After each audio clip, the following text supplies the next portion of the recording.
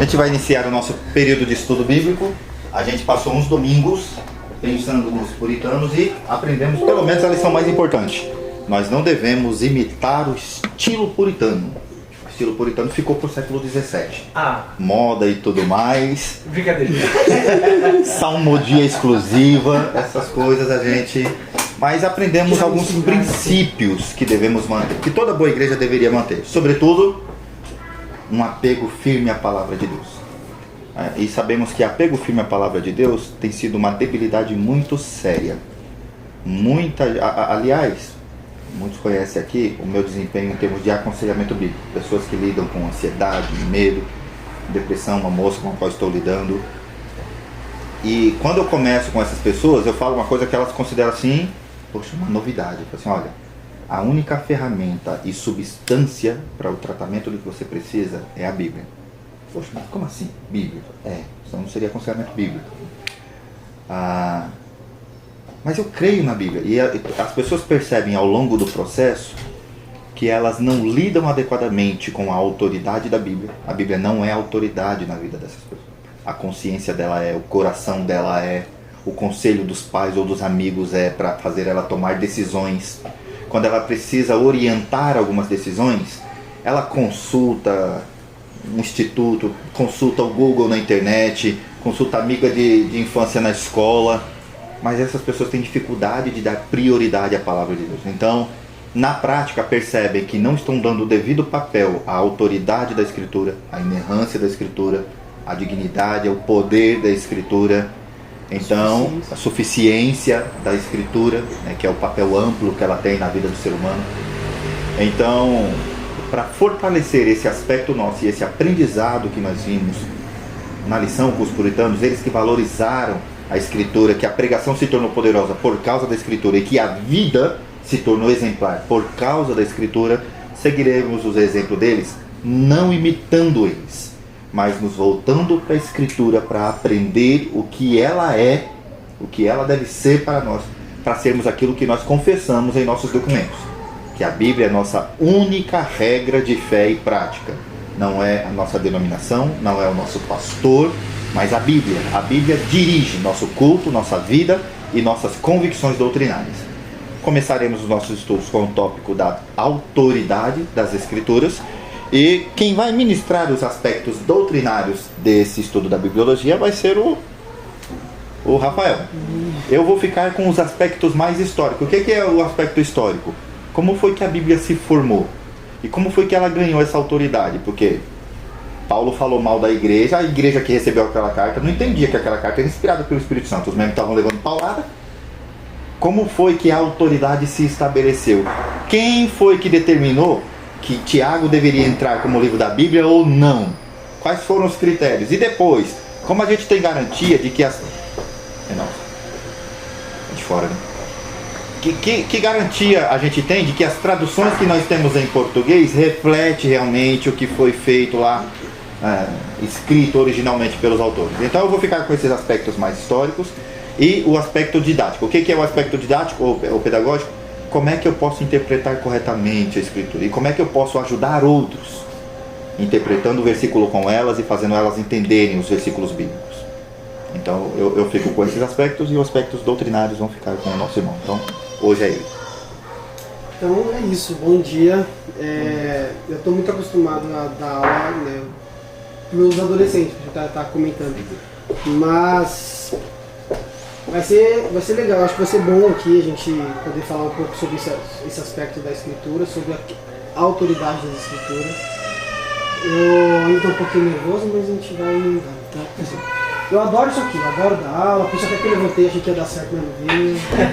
Mas a gente vai. Então assim, a gente vai começar aqui então com uma pergunta. Por que então falar da autoridade das Escrituras? Por que é importante então pensar, até mesmo depois de tudo que o Max já comentou, né? Então, primeiro a gente tem que, ao longo da história, né, ao longo de toda a história, desde o momento ali que dos escritos do Antigo Testamento, né, e enquanto o Novo Testamento também ia ser escrito, a Escritura, a autoridade dela vinha sendo muito questionada, tanto pelos E aí, quando eu falo de questionar a autoridade da Escritura, eu estou querendo dizer no sentido de, quando Paulo diz que a salvação é pela fé, a partir do momento que alguém fala que a salvação é pela fé, mas você tem que adicionar a circuncisão, você está adicionando algo à Escritura, então você está dizendo que ela não é, então, autoridade naquilo que ela diz.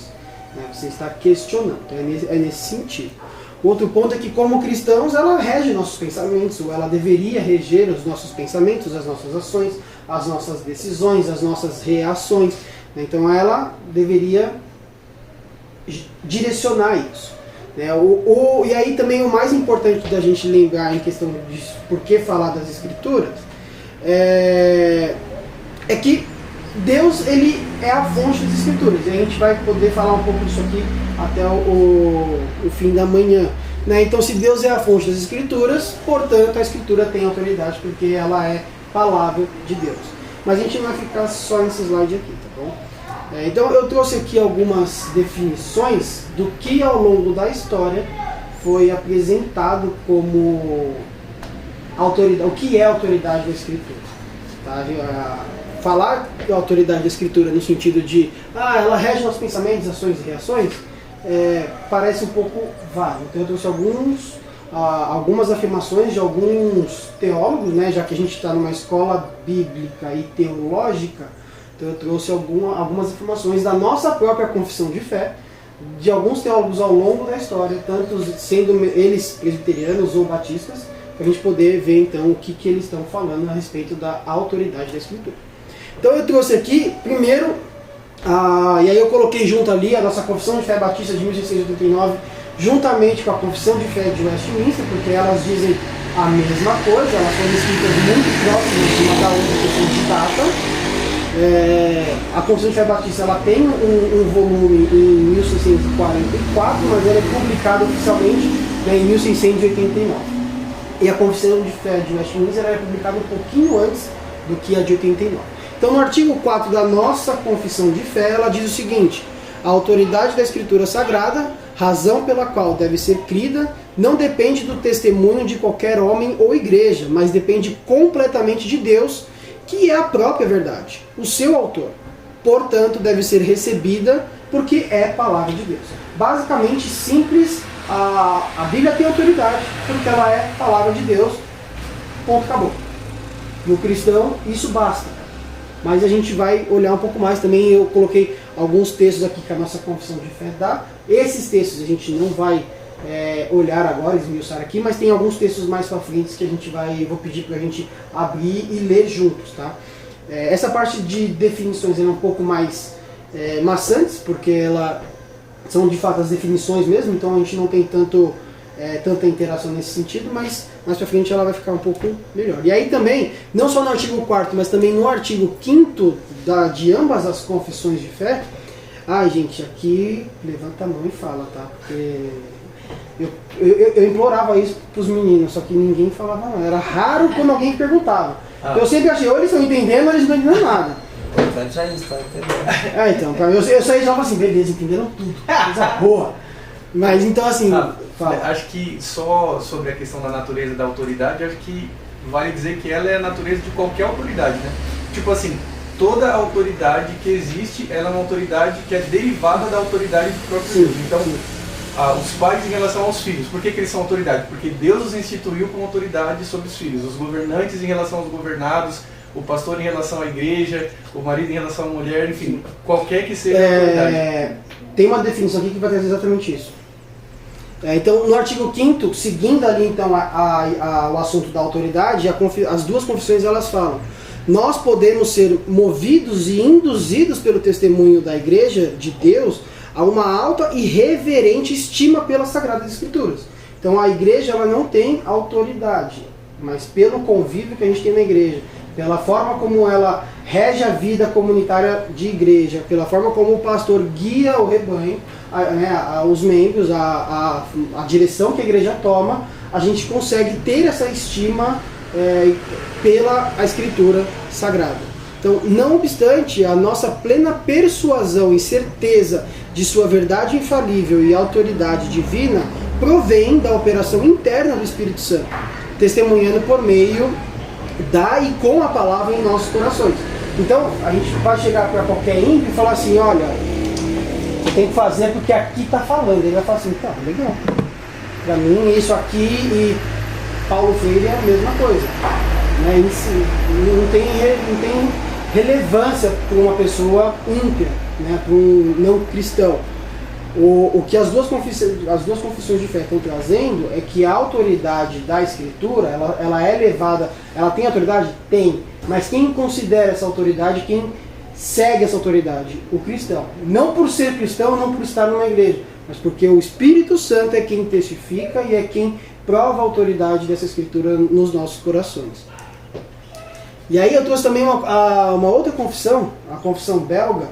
Ela fala praticamente a mesma coisa, tá? Então, também no artigo 5º ela fala: recebemos todos esses livros, e somente esses, como sagrados e canônicos, para regular, fundamentar e confirmar nossa fé.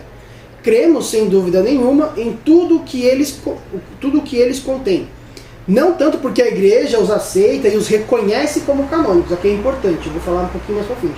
A igreja, ela não falou isso ela só reconheceu por alguns critérios. Eu vou comentar 2 critérios mais perto do fim. Mas a igreja não afirma isso é palavra de Deus, mas ela reconhece isso. Mas principalmente porque o Espírito Santo testifica em nossos corações que ele vem de Deus, como elas mesmas provam. Pois até os cegos podem perceber que as coisas preditas nelas, nas Escrituras, se cumprem.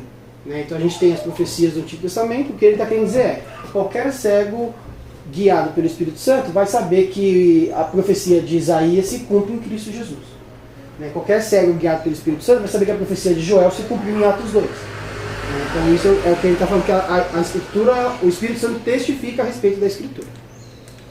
E aí eu trouxe aqui um cara que eu usei esse livro aqui como direção para cá, que é o do Paulo Anglada, que é um presbiteriano, né, que o Max me indicou esse daqui. Né, é o Sola Escritura. Ele trabalha muito a questão desse pilar da Reforma Protestante, Sola Escritura, somente a Escritura. E aí, na parte que ele fala de autoridade, ele cita bastante esse teólogo, que é o Herman Bavinck, né, ele cita com frequência ele. Então eu trouxe algumas coisas do que Bavinck fala aqui. Ele fala o seguinte, e aí é onde entra a questão da autoridade do Pai. Né? Ele fala assim, a autoridade, e aqui é uma definição que ele traz, a autoridade é o poder de uma pessoa que tem algo a dizer, o direito de se fazer ouvir em algum assunto. Basicamente é isso o conceito dele de autoridade. É o fundamento de toda a estrutura da sociedade humana. Vivemos segundo a autoridade em cada área da vida. Então, a gente vive sob autoridade na família, a gente vive sob autoridade no trabalho, a gente vive sob autoridade em questão de governo, né? A gente está sempre sujeito a uma autoridade. Então, na família, na sociedade e no Estado, nascemos e crescemos sob a autoridade. Encontramos, então, essa noção de autoridade, finalmente, também na religião e na teologia. Aqui, e aqui é onde? Na religião e na teologia, a autoridade é necessária. Não menos como na questão de família, sociedade e tal, como ele falou em cima. Mas muito mais que na família, na sociedade, na arte e na ciência. Ele fala que a gente só pode falar de autoridade entre não iguais. Entre pessoas iguais não tem autoridade. Deus não é autoridade, Deus Pai não é autoridade sobre Deus Filho. Né? Eles são o mesmo em essência, eles são um só. Então ali não tem uma relação de autoridade, somente em não iguais. Então ela vai sempre expressar expressar essa relação de alguém que é superior com alguém que é inferior. Tá? E aí assim, ele segue dizendo também que aqui, e aqui aonde? Na teologia, na vida cristã, a autoridade, ela não é só necessária, ela é vital. Lidar com a autoridade, e aí lidar a autoridade da Escritura, ela é vital para o cristão.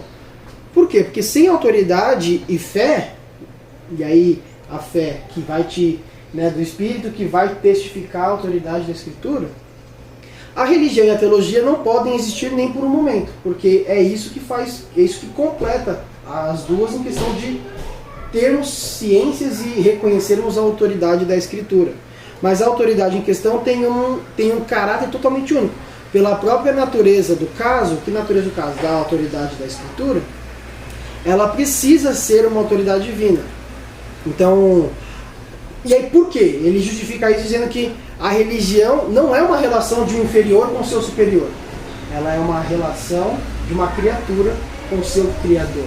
Ele coloca então em outro patamar, em algo mais profundo. Né? Não é só uma relação de um chefe com um subordinado.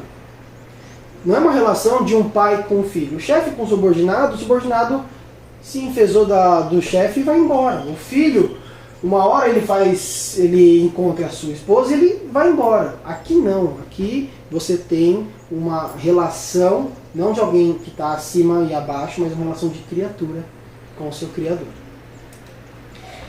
Então, para esse teólogo, né, o Herman Bavinck, ele fala que quando então Deus fala, toda dúvida tem que cessar. Quando Deus fala, quando a Escritura diz qualquer coisa, nada pode ser tido como dúvida. Eu vou dar um exemplo.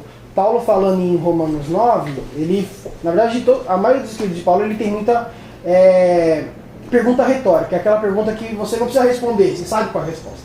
A resposta é na própria pergunta.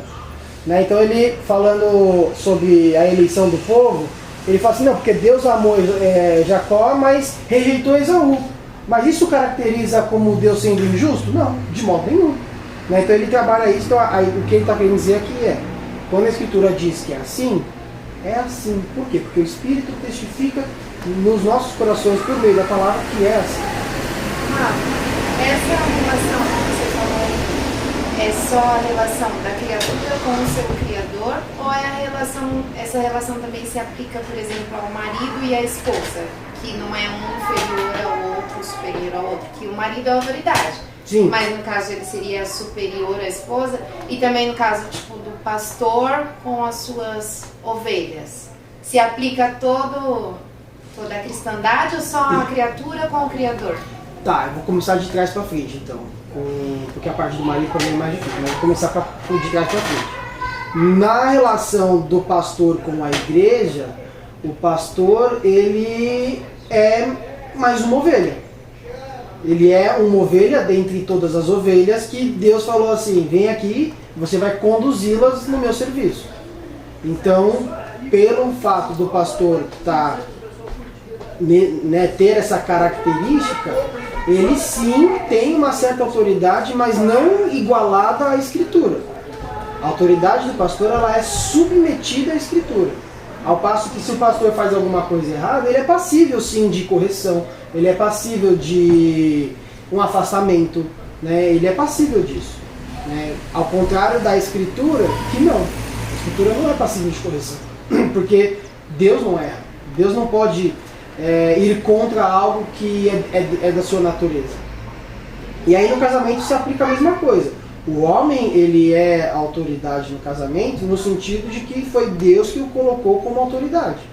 E aí não por uma questão cultural, mas por uma questão criacional. Né? Então, mas, de novo, também entra na questão de estar debaixo da autoridade bíblica. A partir do momento que o homem, sendo pecador, no caso o pastor também sendo um homem pecador, eles vão contra a autoridade da Escritura, vão contra aquilo que a Escritura ordena que ele faça, ele também está passível de correção. Eu acho que a figura do pastor pode ser mais ou menos comparada com aquela ovelha que leva o sino. Sempre tem, todo animal que anda em bando, ele tem os líderes daquele bando. No caso do rebanho de ovelhas, você pega as descrições mais antigas, as ovelhas que meio que ficavam à frente, elas levavam um sino que guiava as demais ovelhas. Então o pastor também é uma ovelha, só que ele tem um sino. Então para onde ele está andando que o sino está fazendo barulho, as outras ovelhas estão indo atrás. Ele se desviou. O que o pastor, o grande pastor que é Cristo faz? Pega o cajado, traz ele para onde precisa. Então ele continua sendo uma ovelha, mas com uma função diferente.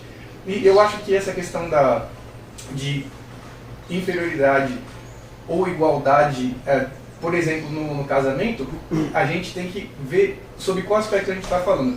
Se a gente está falando no aspecto ontológico enquanto ser, então a própria Bíblia, que é a autoridade, afirma o quê? Que Deus criou o homem como homem e mulher. Ele não criou o homem, tipo assim, a Bíblia fala, Deus criou o homem e mulher à sua imagem. Então, ontologicamente falando, eu não reflito mais a imagem de Deus do que você e nem você mais do que eu.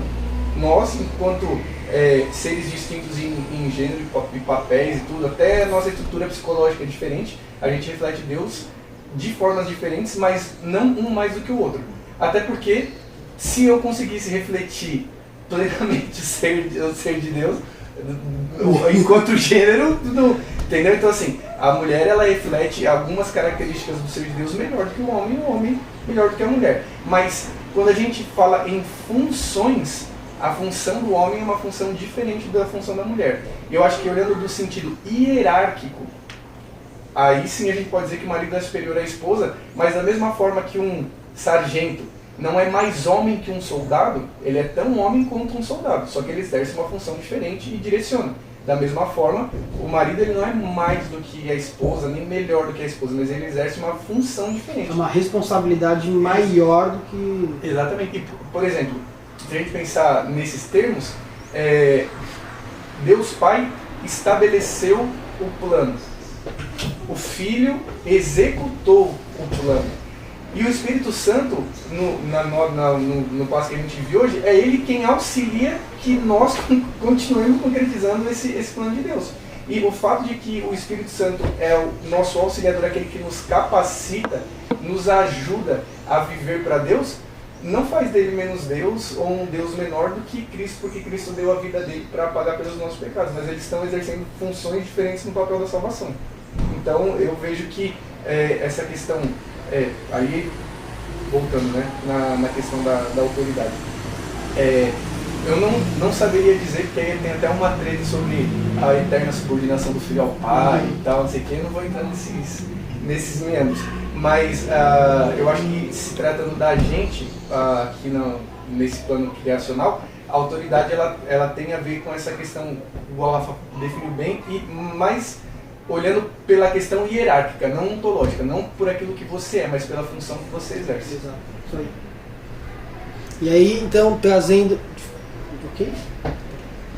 então a própria definição do Paulo Anglada, né, que é o que eu usei para poder me guiar aqui, ele diz que a autoridade das Escrituras, né, referindo o que é autoridade, ele fala por serem divinamente inspiradas, né, divinamente inspiradas, elas são inerrantes, verídicas em todas as suas afirmativas, não contendo erro algum, histórico ou doutrinário, o que as torna infalíveis e, portanto, autoritativas em todo o seu conteúdo.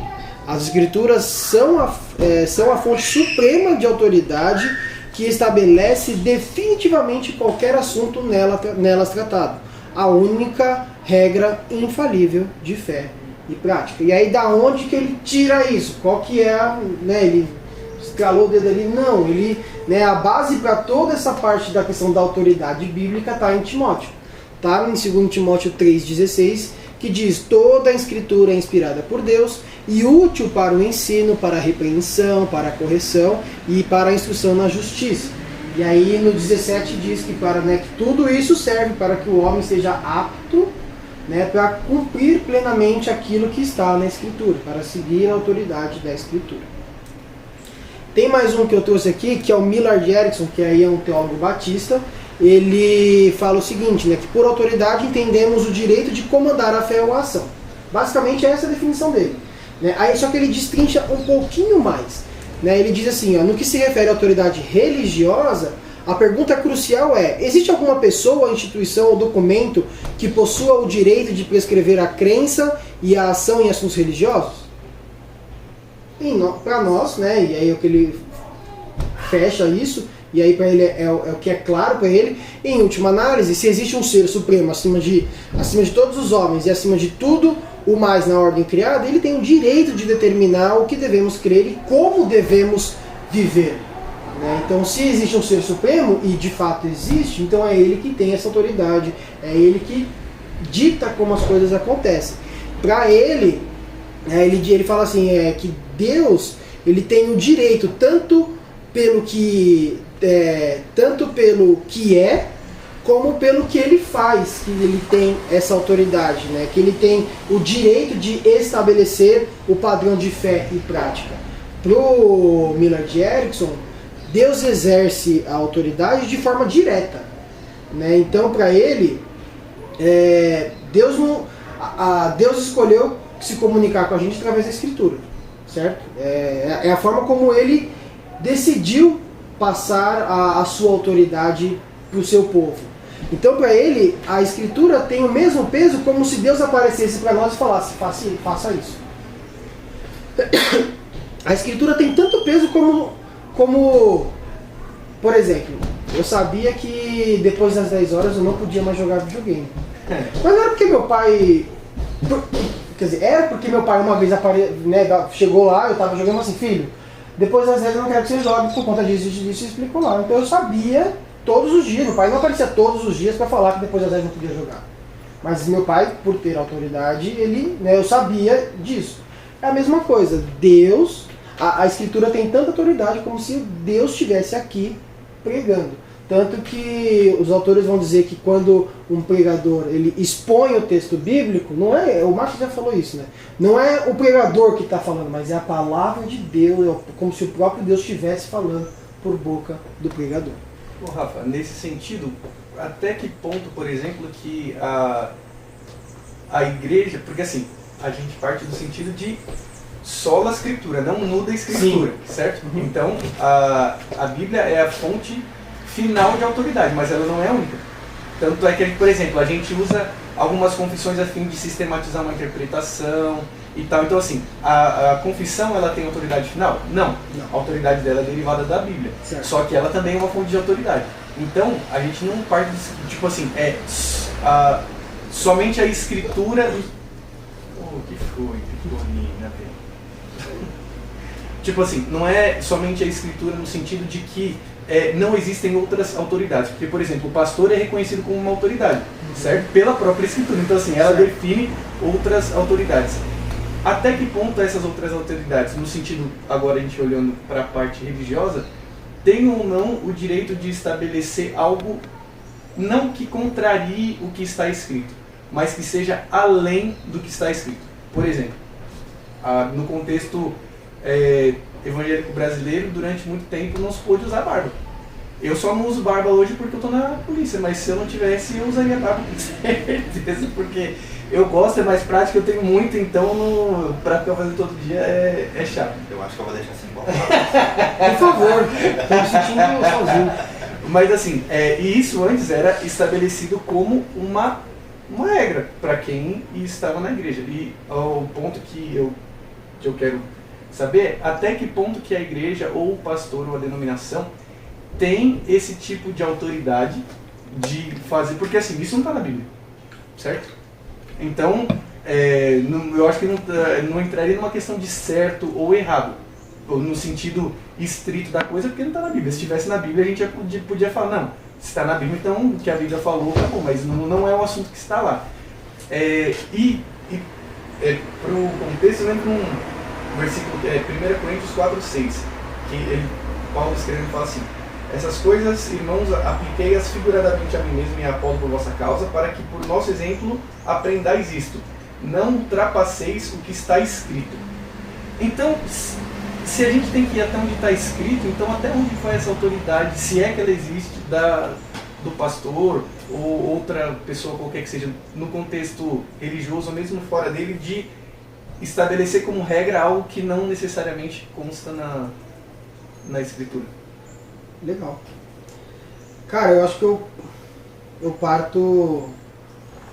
Eu vou dar a minha resposta em uma palavra e aí eu vou desenvolver um pouquinho, tá? Coração. E aí por que coração? Né? Porque dele procede as fontes da vida. Né? Se você tiver guardar alguma coisa, então o coração é aquilo que nos impulsiona, aquilo que nos leva a fazer. Então, a partir do momento que a gente tem uma imagem de Deus, que ela é... Esqueci o termo. Você falou hoje, Max, a imagem de Deus ela não é corrompida. A partir do momento que a gente tem uma imagem de Deus corrompida, o nosso coração, que rege a nossa vida, ele é corrompido.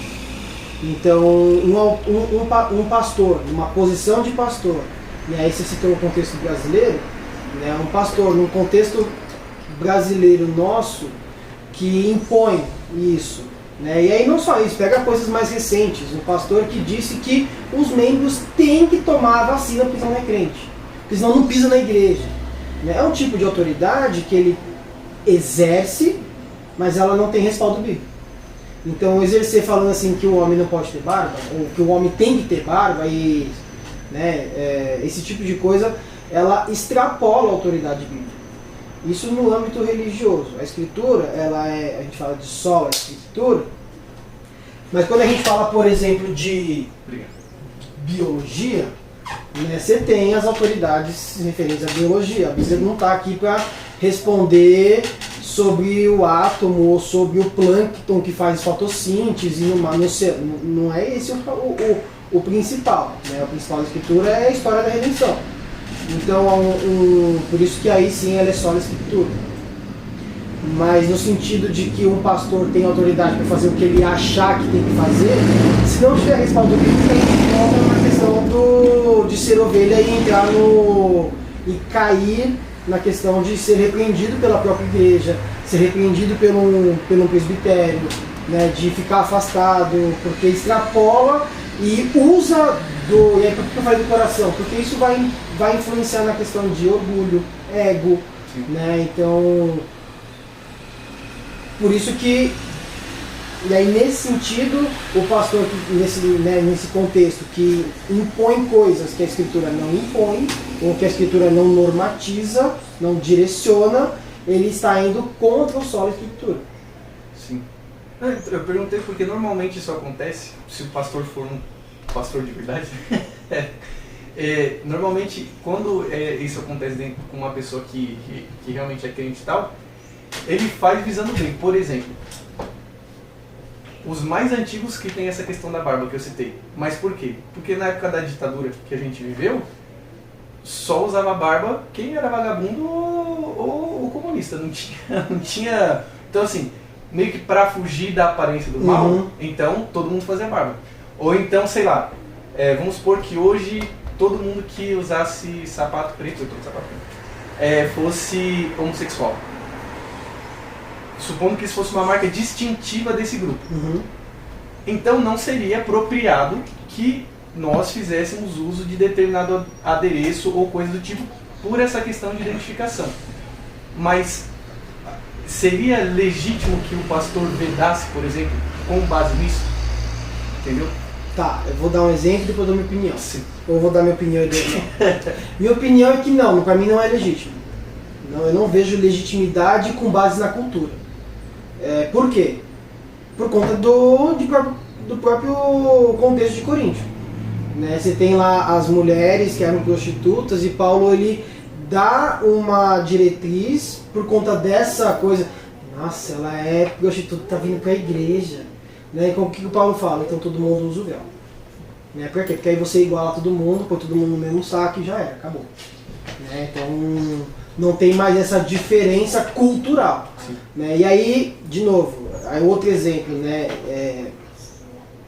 Não, eu vou ficar só com esse exemplo. Acho que esse basta. Esse exemplo cultural basta. Né? Acho que o pastor, ele não tem, a cultura não tem autoridade sobre a escritura. Sim. Ao contrário, a escritura tem autoridade sobre a cultura. É óbvio que aí você tem que ver por dentro da cultura como que você se mantém fiel à escritura. Tem a questão de consciência, você falou da fugida da aparência do mal, mas aí eu acho que não pode ser algo imposto. Sim. Né? Tem que ser algo de consciência. Né? Eu vou deixar de comer carne porque eu escandalizo o meu irmão por conta da consciência fraca dele, mas não por mim.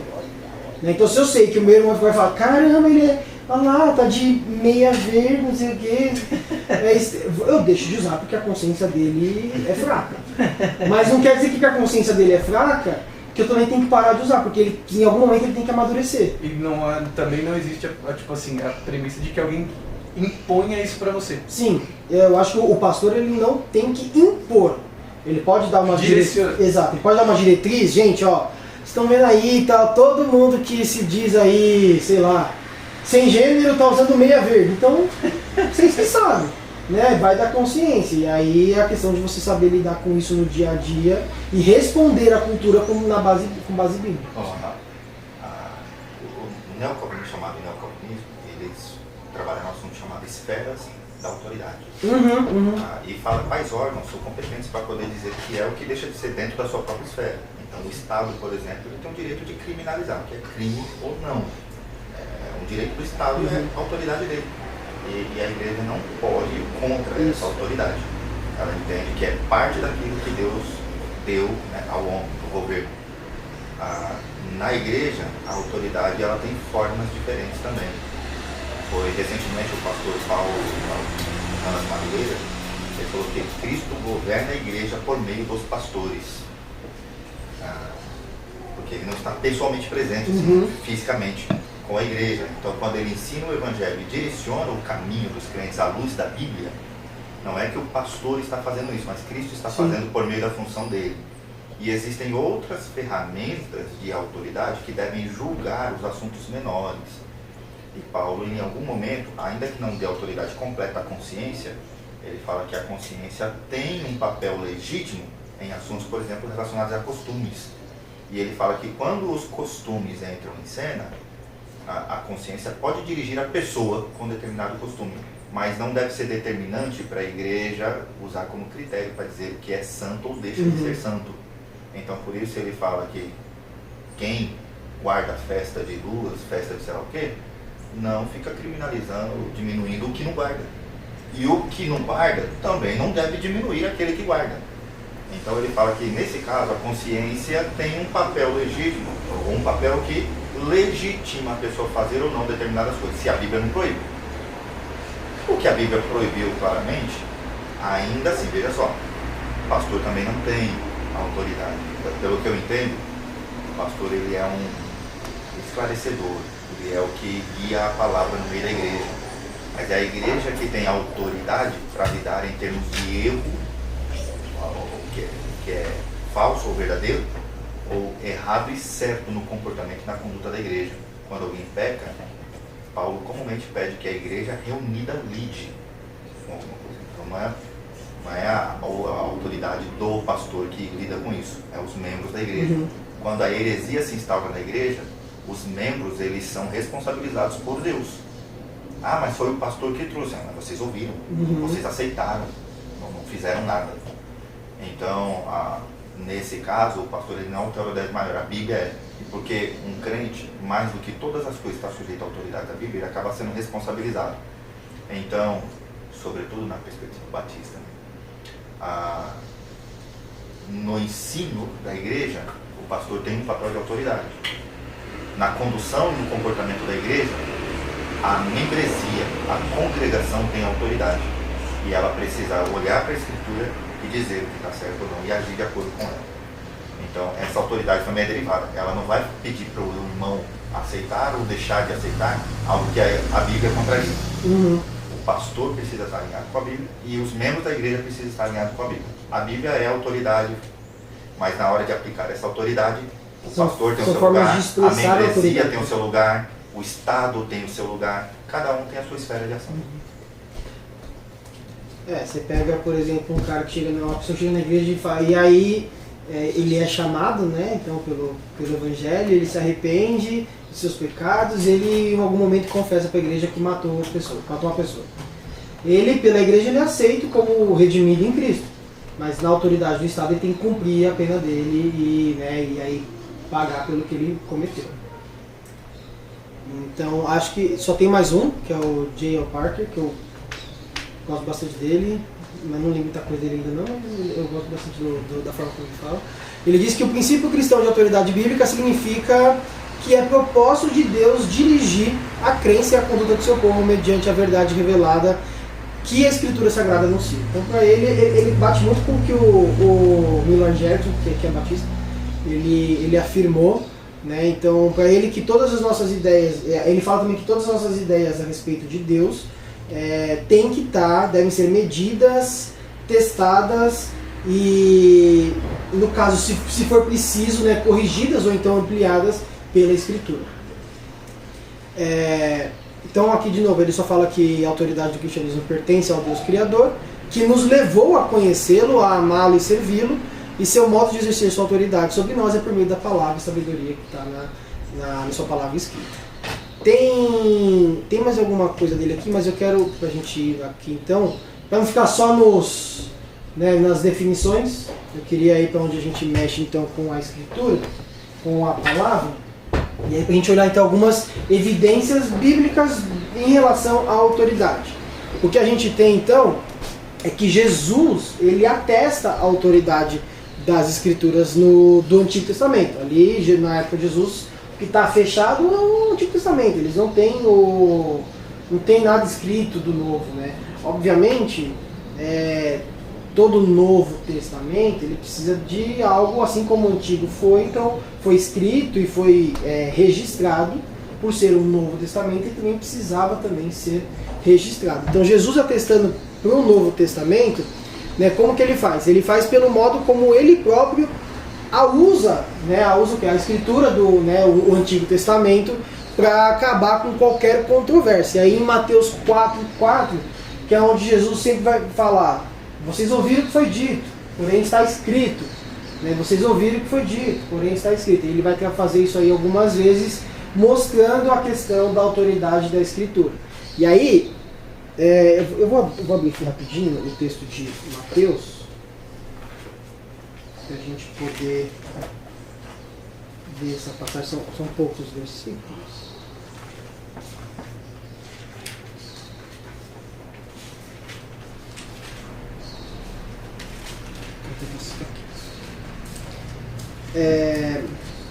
Então Jesus ele é batizado por João Batista, o Espírito Santo leva ele para o deserto, ele é tentado no deserto. Quando ele volta, né, é esse período aqui que o texto está relatando. Ele fala assim, na verdade aqui é o período da tentação, né? Falei errado aqui. O diabo vira para Jesus e fala assim: se você é o Filho de Deus, manda que essas pedras se transformem em pães. E aí Jesus responde: está escrito, nem só de pão viverá o homem, mas de toda a palavra que procede da boca de Deus. Né? No versículo 7 ele fala: também está escrito, não ponha à prova o Senhor o seu Deus. E no 10 ele fala: retire-se Satanás, pois está escrito, adore o Senhor o seu Deus e só a ele preste culto. Esse termo que esse termo grego aqui, que é o que significa o está escrito, que é esse gregapitai aqui, ou gegrapitai, é bem confuso, mas ele basicamente ele atesta a autoridade no sentido que o termo significa basicamente isso: aquilo que foi escrito, ele foi escrito e ele ainda vale para hoje, né? O tempo verbal que essa palavra que ela apresenta no grego, ela quer dizer exatamente isso. Ela indica uma ação realizada no passado, cujos resultados ainda permanecem. Né? Então ela foi escrita e permanece válida, falando com autoridade ainda nos tempos de Jesus e obviamente para a gente também. É o sentido de lei mesmo. A lei foi instituída lá e ela continua válida, continua tendo efeito, punindo e... Exato. E aí também Jesus, então, atestando a autoridade das Escrituras, ele faz isso como? Advertindo contra erros decorrentes a respeito do desconhecimento que as pessoas tinham sobre a Escritura. Então ele fala: errais não conhecendo as Escrituras. E uma outra forma também que Jesus atesta é quando ele afirma exatamente isso, né, que a Escritura não pode errar, né, a Escritura não pode falhar. Está lá no texto de João 10,15. Mas também a gente tem um atestado de autoridade da Escritura, não apenas por Jesus, mas também os apóstolos atestam essa autoridade. Né?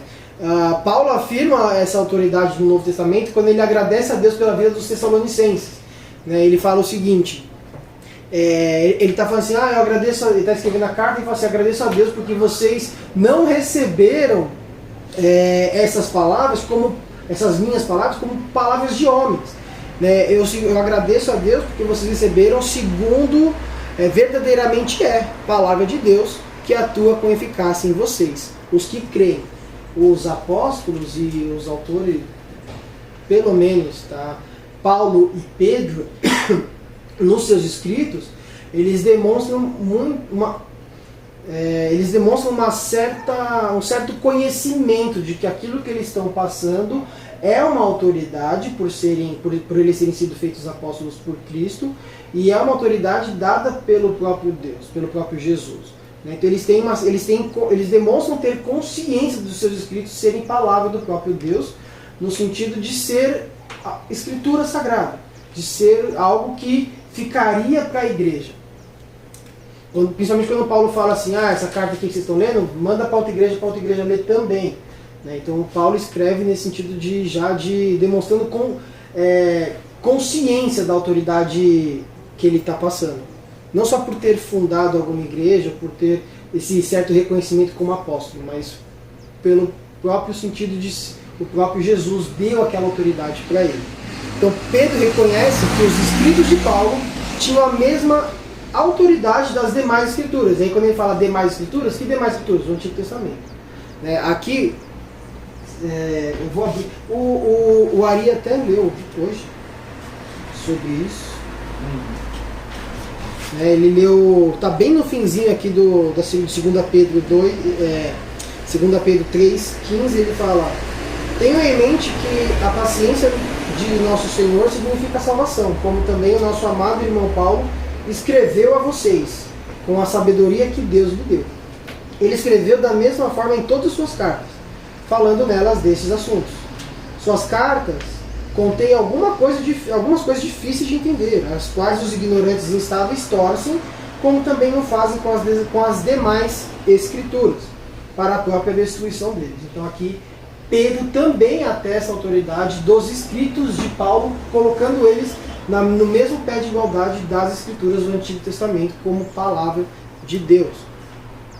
E aí a gente também, Paulo exortando aos Gálatas, quando ele fala que os Gálatas deveriam rejeitar qualquer ensino que não seja do evangelho que ele estava pregando. Ele fala que aqueles que ensinam o evangelho diferente do que ele fala, que seja maldito, que seja anátema. Então ele também tem essa consciência, ele passa essa consciência para a igreja de que o que ele está falando é palavra de Deus e, portanto, tem autoridade.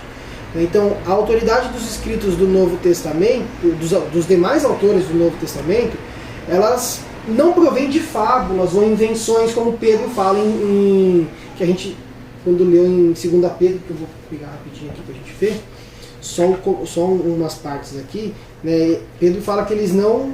Vamos ver. De fato, não seguimos fábulas engenhosamente inventadas quando falamos a vocês a respeito do poder e da vida de nosso Senhor Jesus Cristo. Ao contrário, nós somos testemunhas oculares da sua majestade. Então ele vai falar e ele completa o seu pensamento no final do capítulo. A gente não inventou o que a gente está falando, a gente não achou o que a gente está falando. O próprio Deus nos passou esse conhecimento. E também, para a gente, nessa parte de evidências bíblicas aqui, acho que poderia trazer outros textos, mas eu trouxe só esses. Elas demonstram suficientemente a autoridade que a Escritura tem. Para quem? Para nós, para o cristão. Para aquele em que o Espírito Santo trabalha e atesta a autoridade da Escritura. Elas são então autoritativas porque são a palavra de Deus, aquilo que eu mostrei lá no começo. Deus é o autor, portanto, ela tem autoridade porque ele é o autor. E aí, para os reformadores, isso lá mais para frente, a Escritura ela era auto-autenticada, ou seja, não precisava da igreja vir e falar assim, não, isso aqui é a palavra de Deus. É o que eu falei, a igreja não determina o que é, ela só reconhece.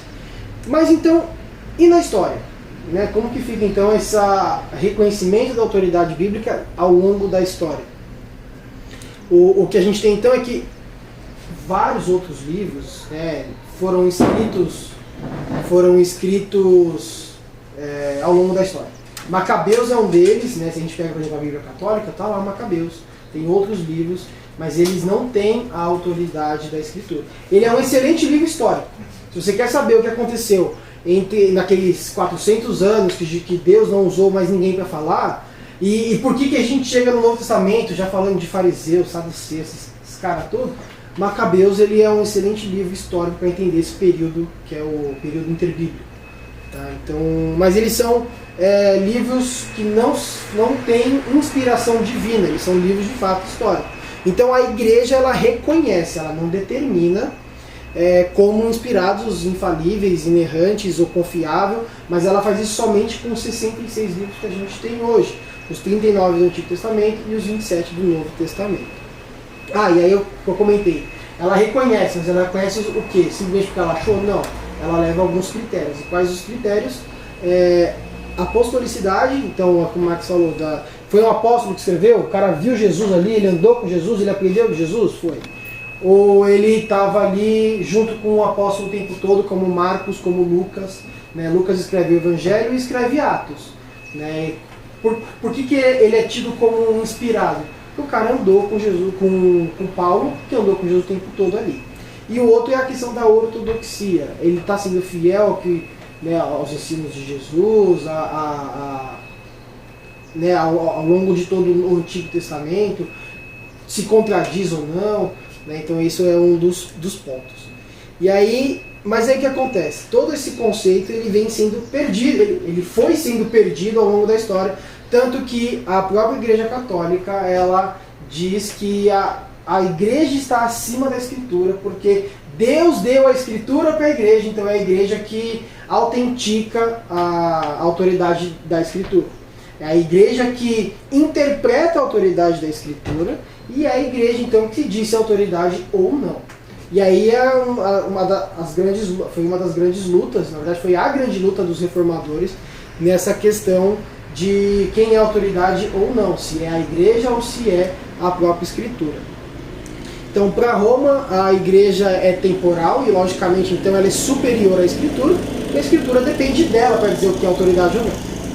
E aí eu trouxe alguns reformadores aqui, ou pré-reformadores, aí eu falei que ia usar os meninos, porque a gente estudou sobre eles em algumas aulas, né? Então, John Wycliffe, ele ataca a autoridade do Papa, isso bem antes de Lutero, e ele diz que Cristo e não o Papa é o chefe da Igreja. Ele fala que a Bíblia e não o Papado, ou não a Igreja, que tinha autoridade sobre a Igreja em si, né? E não a Bíblia e não o Papa, não a Igreja.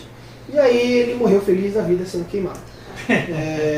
O outro foi Martinho Lutero, né? Então lá na Dieta de Worms ele nega então que o Papa é infalível, que o Papa não erra, e nega também que os concílios da Igreja também nunca erraram.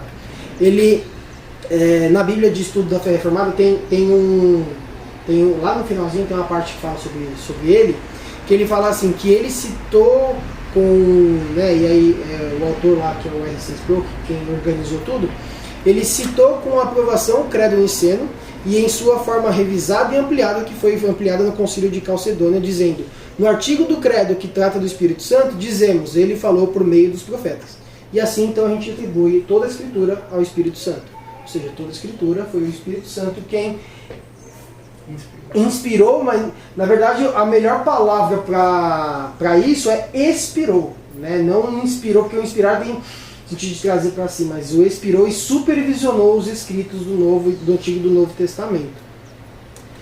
E aí o R.C. Sproul, nesse livrinho aqui do Legado de Lutero, ele traz a afirmação de Lutero na Dieta de Worms. Ele fala assim, o que era a Dieta de Worms? Eram reuniões periódicas que os reis e os papas tinham, e aí eles trazem Lutero para falar assim, você vai ter que negar as 95 coisas que você colocou lá, porque você está bagunçando tudo, e você vai ter que negar tudo que você colocou. E aí Lutero fala isso: a não ser que eu esteja convencido pelo testemunho das Escrituras, ou por uma clara razão, pois não confio no Papa, nem apenas em concílios, visto que é bem sabido que eles têm errado frequentemente e eles se contradizem, estou preso às Escrituras, que tenho citado, e minha consciência cativa a palavra de Deus. Não posso negar e nem negarei nada, pois não é seguro, nem direito ir contra a consciência. Não posso fazer de outro modo. Que Deus me ajude. Né? Então, daqui então, para os reformadores, logo depois da história dos reformadores, a Igreja, a Escritura passa a ser então o juiz supremo, ou volta a ser então o juiz supremo das decisões da Igreja, das decisões do cristão e da vida.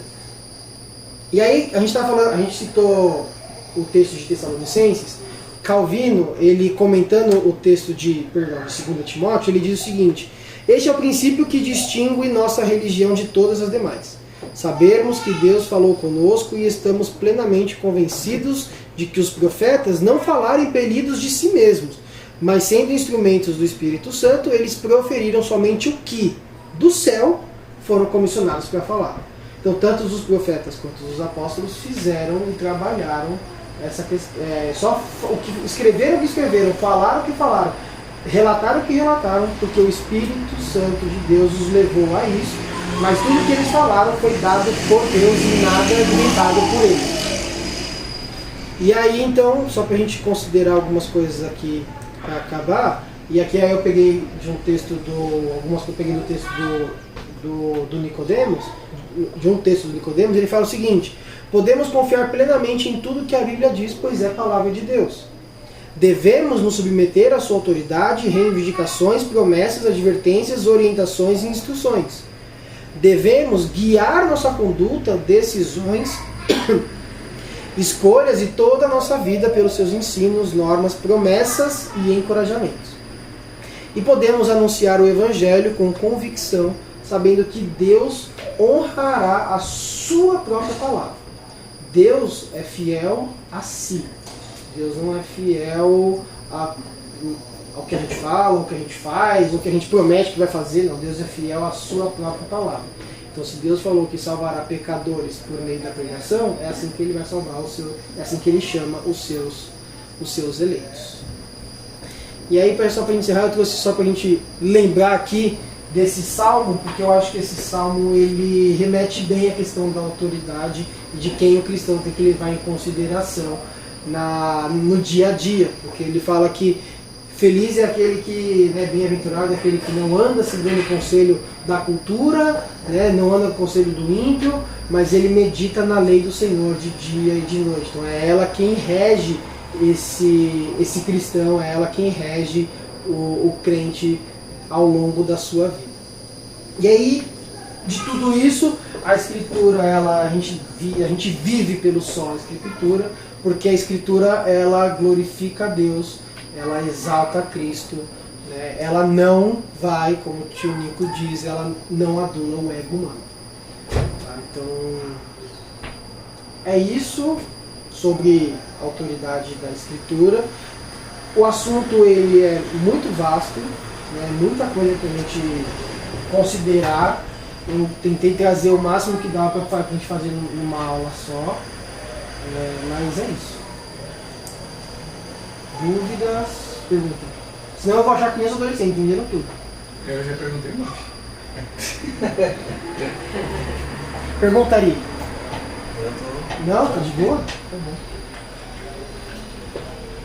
Então é isso. Aí eu vou fazer como eu fazia com os meninos. Alguém quer orar para encerrar? Ou eu posso orar para encerrar?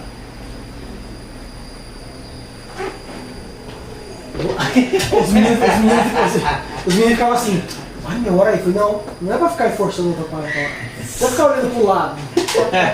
Aí eu falei: então vou orar. Então eu vou orar para a gente encerrar. Pai, te agradecemos, a Deus, te agradecemos mais uma vez por esse dia, Pai, pela tua graça, Senhor, de estarmos aqui como igreja, podendo aprender de Ti, podendo aprender daquilo que o Teu Espírito conduziu homens a escrever, podendo aprender um pouco do que a Escritura é para nós, que saímos daqui, Senhor Deus, com a convicção de que a Tua Palavra ela é a autoridade suprema sobre a nossa vida, que a Tua Escritura é o justo juiz, é o supremo juiz sobre as nossas ações, sobre os nossos corações, que possamos colocar os nossos corações aos pés da Tua cruz e da Tua Palavra. Nos leva, Pai, a render o nosso coração dia a dia, quebra, Senhor, o nosso ego e quebra os nossos corações, Senhor, para que a gente possa nos dobrar a Tua Palavra. Obrigado por mais um domingo, obrigado por mais um dia com a tua igreja, Senhor. Em nome de Jesus. Amém.